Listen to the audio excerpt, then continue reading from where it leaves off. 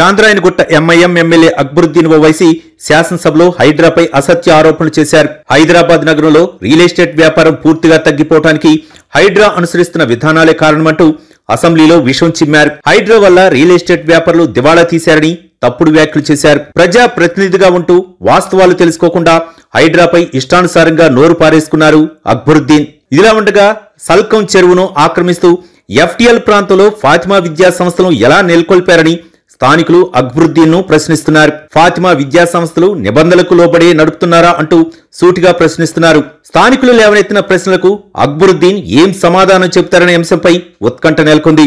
సల్కం చెరువు ఎఫ్టీఎల్ పరిధిలో నిర్మించిన ఫాతిమా విద్యా సంస్థలకు హైడ్రా నోటీసులు ఇచ్చిందనే అక్కస్తో శాసనసభలో అక్బరుద్దీన్ అవాకులు చెవాకులు పేలారని స్పష్టంగా తెలుస్తోంది. ఇదిలా ఉండగా అక్బరుద్దీన్ హైడ్రాపై చేసిన ఆరోపణలకు శాసనసభ వ్యవహారాల శాఖ మంత్రి డి శ్రీధర్బాబు ఘాటుగా స్పందించారు. దేశంలో రియల్ ఎస్టేట్ వ్యాపారం అనేది ఎక్కడా నిలకడగా కొనసాగదని, భూముల ధరలు హెచ్చుతగ్గులు సర్వసాధారణమని స్పష్టం చేశారు.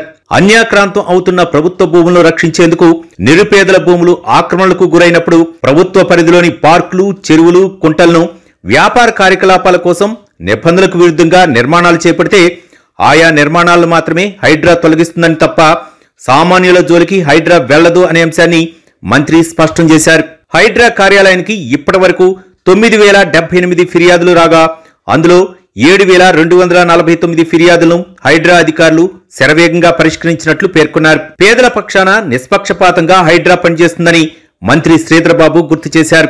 ఉదయం 6 గంటల నుండే హైడ్రా కార్యాలయం వద్ద బాధితులు బారులు తీరుతున్నారని, హైడ్రా న్యాయం చేస్తుందన్న భరోసా లేకపోతే ప్రజలు ఈ స్థాయిలో ఎందుకు హైడ్రా కార్యాలయానికి వస్తారని మంత్రి సూటిగా ప్రశ్నించారు. గత ప్రభుత్వంతో పాటు కొన్ని దశాబ్దాలుగా ఏ ప్రభుత్వం పరిష్కరించని చిక్కుముడి లాంటి సమస్యలను హైడ్రా పేరుతో పరిష్కారం చూపిస్తున్నందుకు ప్రజలు హర్షాన్ని, ఆనందాన్ని వ్యక్తం చేస్తున్న విషయం ఎమ్మెల్యే అక్బరుద్దీన్ గ్రహించాలని మంత్రి శ్రీధర్బాబు హితవు పలికారు.